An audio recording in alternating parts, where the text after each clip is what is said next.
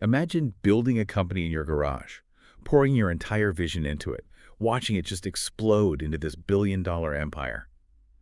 And then, right at the peak, you get fired Mm, from the very company you founded. yeah. For most people, I mean, that would just be the end, right? The end of everything. Absolutely crushing.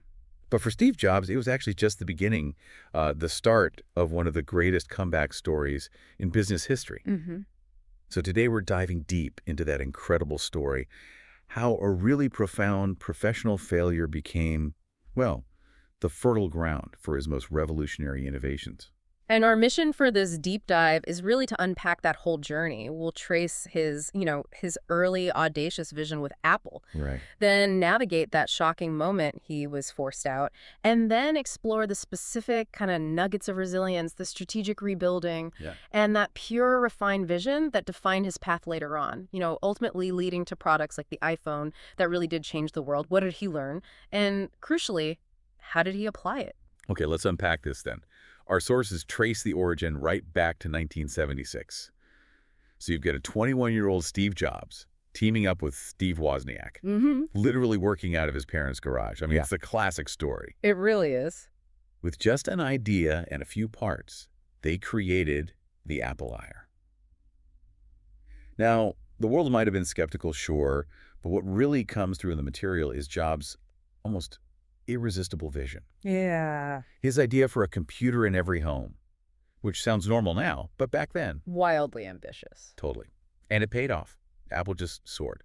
From this tiny startup to a Fortune 500 company in just a few years, it's kind of staggering. Incredible speed. And then by 1984, they launched the Macintosh, which, absolutely revolutionized personal computing. It brought graphics and that mouse control to the public for the first time, really. A huge leap. Huge.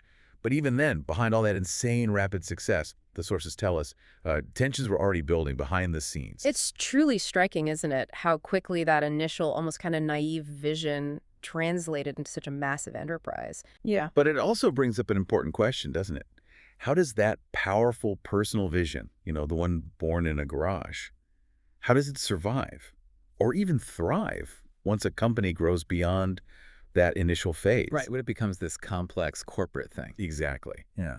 Does it inevitably lead to conflict? It seems like it often does. Well, that's exactly what the sources detail next, because by 1985, those internal conflicts, particularly with Apple's board and the CEO, John Sculley, they just reached a breaking point. Mm-hmm. And the unimaginable happened. Steve Jobs, at just 30 years old, was forced out of the company he founded. It's hard to even process that, 30 years old. Can you imagine the sheer humiliation? I mean, the whole tech world was watching. And for Jobs, it wasn't just like a professional setback. No, it was deeply personal. Absolutely. He later recounted that he spent months just wandering, full of self-doubt, feeling like he'd let everyone down. You can understand why. And while he'd later reflect, famously, that getting fired from Apple was the best thing that could have ever happened to me. Right, we've all heard that quote. He was also really clear that at the time, it genuinely felt like the end of everything, just devastating. And what's truly insightful here, I think, is how that initial devastation wasn't just a setback, it was like a crucible. Crucible, yeah. The sources suggest Jobs used that time, that isolation, to do some brutal self-assessment, maybe shedding some of the ego-driven stuff that arguably contributed to him getting ousted in the first place. Interesting, like a forced recalibration. Exactly. It gave him the space, perhaps, to cultivate a new, almost obsessive focus on product integration, that end-to-end control that would really define Apple's later success. So after such a public, just humiliating exit from the company he built, what does someone like Jobs do next? Most people would quit, right? You'd think so. Disappear. But the sources show he didn't just disappear. He channeled that energy, that maybe anger or humiliation, into starting over, completely from zero. First, he founded NextT, a computer company aimed at universities, research institutions. Now, this was a risky bet. Their machines were super expensive. Very niche market, too. Right. And almost at the same time, he acquired a struggling animation studio called Pixar for what, $5 million? Pocket change now, but yeah, $5 million then. And it was failing. Another huge risky bet. Pixar was losing money hand over fist. Totally. So for nearly a decade, Steve worked quietly, completely away from the limelight, just building technology, building stories that, little did anyone know back then. They would later change the world. And what's often overlooked about that incubation period, at Yeah. NXT and Pixar, especially given the financial strain they were under, Yeah, it must have been tough. is how it forced Jobs to become more resourceful, less reliant on just sheer charisma or, Apple's huge corporate resources. Had to get scrappy again. Exactly. He Right. learned to build from the ground up again, to perfect products in these quieter environments. And crucially, the sources suggest he started to genuinely delegate more, empower talented people. That's a shift. It seems so. These were critical lessons. They profoundly shaped his approach when he eventually went back to Apple. It wasn't just about what he created during that time, but maybe how he recreated himself as a leader. That's a great point. And while Jobs was quietly doing this rebuilding, the mid-90s saw Apple in absolute crisis. Oh yeah, big trouble. They were losing market share like crazy, bleeding cash. Frankly, they were on the verge of bankruptcy. People were writing them off. It looked really bad. So, desperate for innovation, in 1996, Apple acquired NXT for $429 million. Lifetime.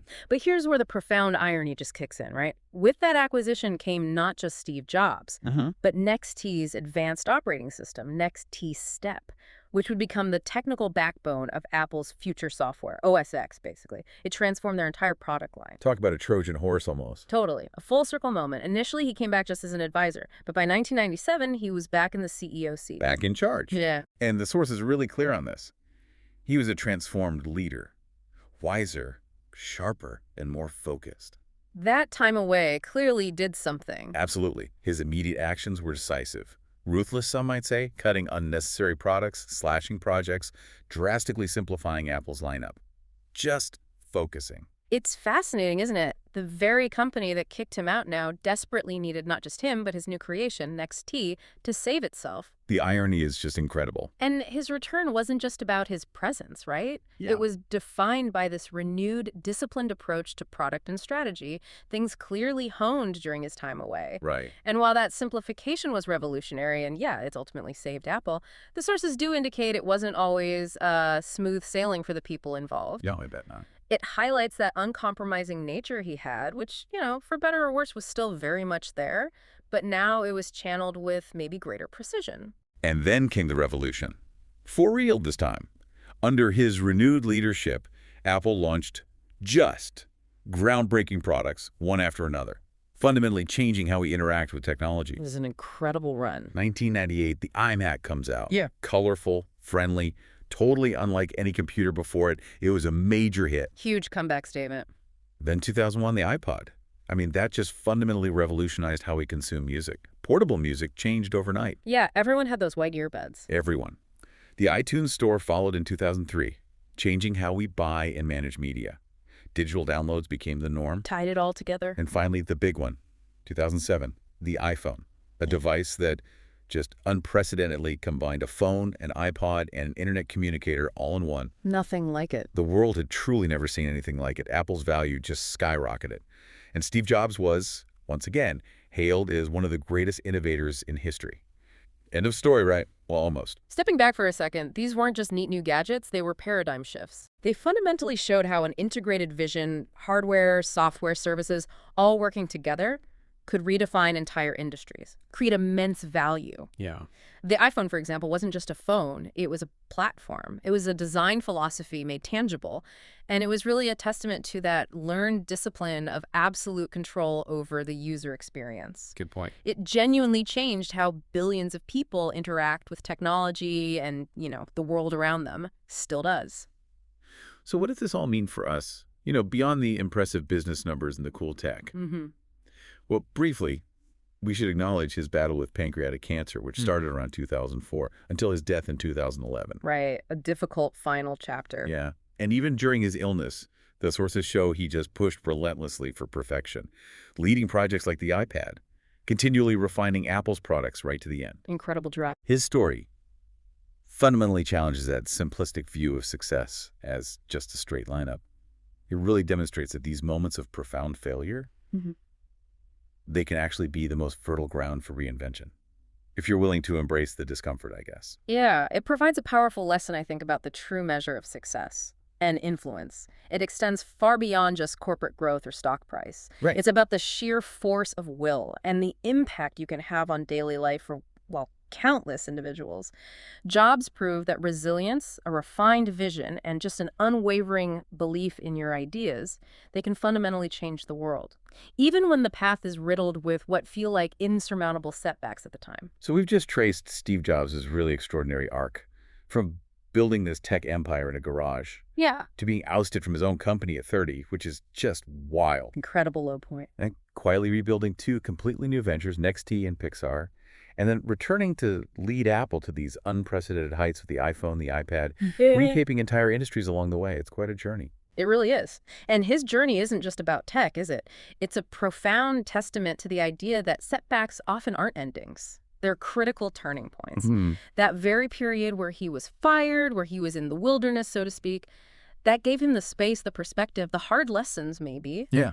to create Pixar and NextT, both of which were absolutely crucial, not just financially, but maybe philosophically, to his eventual triumph and all those innovations that followed. So for you, listening right now, maybe consider this provocative thought. Steve Jobs turned his most humiliating professional setback into the fertile ground for his greatest innovations. It makes you wonder, doesn't it? What opportunities might lie hidden in your own unexpected detours, or those things you perceive as failures right now? What could happen if you embraced that quiet work of rebuilding and re-envisioning, maybe away from the spotlight for a bit?